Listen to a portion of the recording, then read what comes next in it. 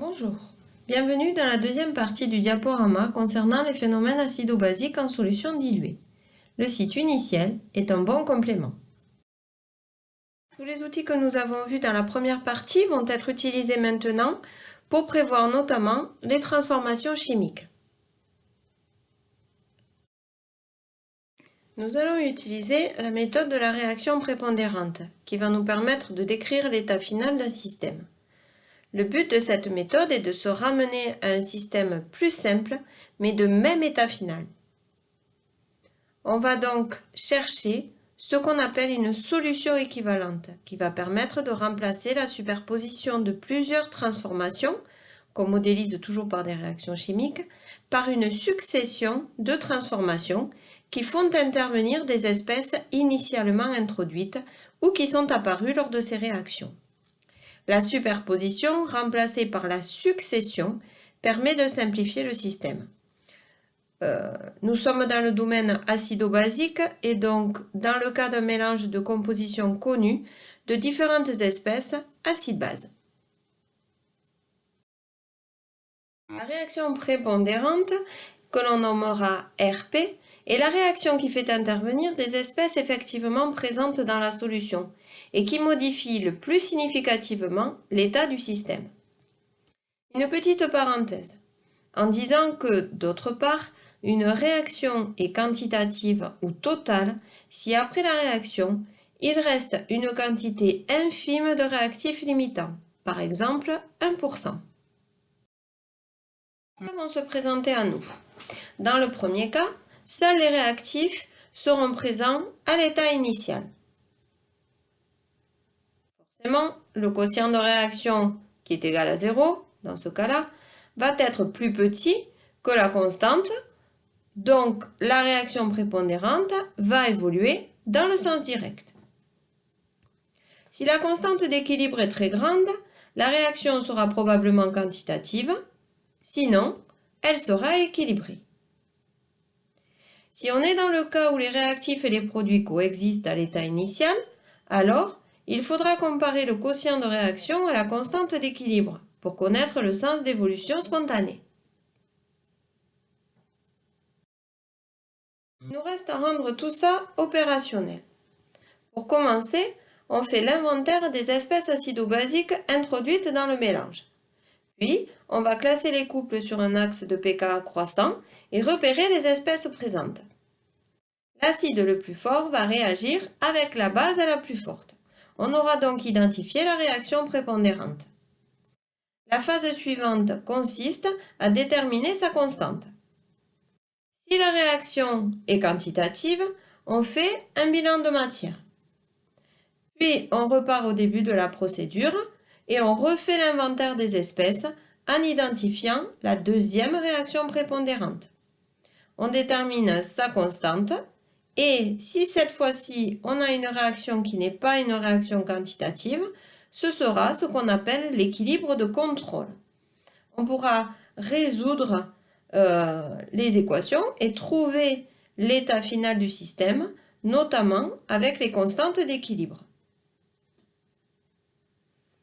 Ne pas oublier de valider les éventuelles hypothèses qu'on aura effectuées. Prenons l'exemple de l'acide éthanoïque. Nous avons eu à notre disposition une solution donc de monoacide faible, l'acide éthanoïque, qui est à la concentration de 1,2 mol par litre. Il y a 3 couples à placer sur l'échelle des pKa, mais seuls l'acide et l'eau sont effectivement présents dans cette solution. On va négliger l'autoprotolyse de l'eau. L'acide le plus fort, c'est l'acide éthanoïque. Il peut réagir avec la base la plus forte, qui est l'eau, pour donner la réaction prépondérante suivante. CH3COOH va réagir avec l'eau pour donner l'ion éthanoate CH3CO- et l'ion oxonium H3O+. La constante d'acidité associée est très inférieure à 1. Donc, c'est notre équilibre de contrôle. Construisons maintenant le tableau d'avancement volumique. Je vous rappelle que avancement volumique signifie que l'avancement est homogène à une concentration. On peut déduire du tableau que la concentration finale en ion oxonium est égale à la concentration finale en ion éthanoate. On fait ici une hypothèse simplificatrice en disant que la dissociation est probablement très limitée, parce que la constante d'équilibre est petite et que la concentration n'est pas très élevée.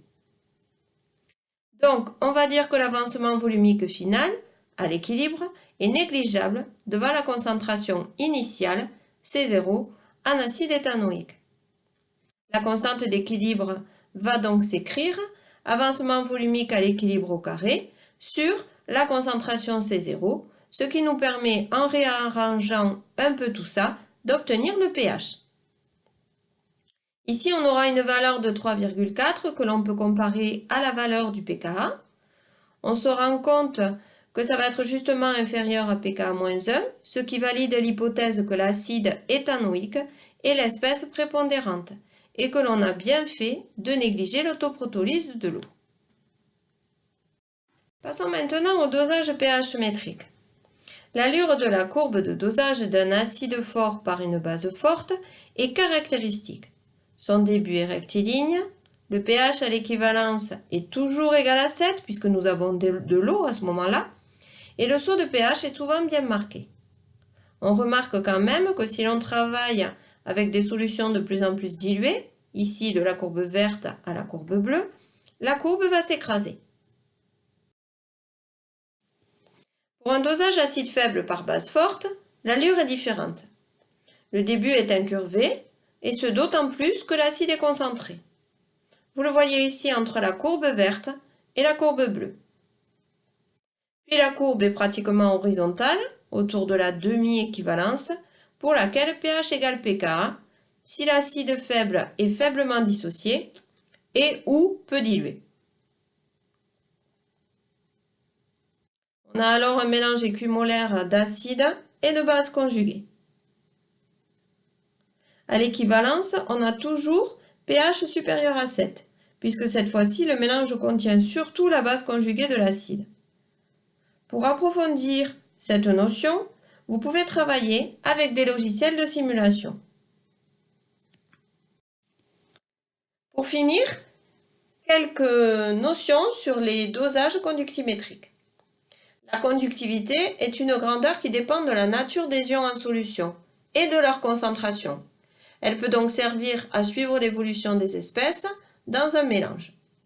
En négligeant l'effet de dilution, c'est-à-dire par exemple en diluant suffisamment la solution initiale pour négliger le volume rajouté lors du dosage, nous obtenons des portions de droite. Elles se coupent au point d'équivalence, c'est-à-dire au changement du réactif limitant.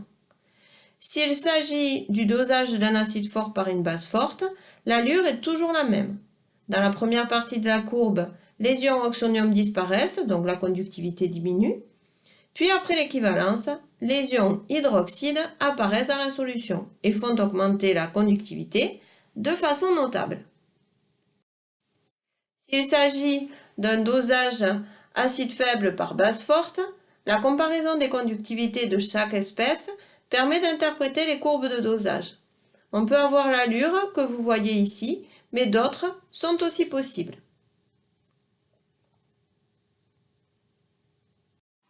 Il nous reste à voir ce qu'est une solution tampon. Alors une solution tampon, c'est une solution dont le pH varie très peu par ajout modéré d'un acide, d'une base ou par dilution modérée.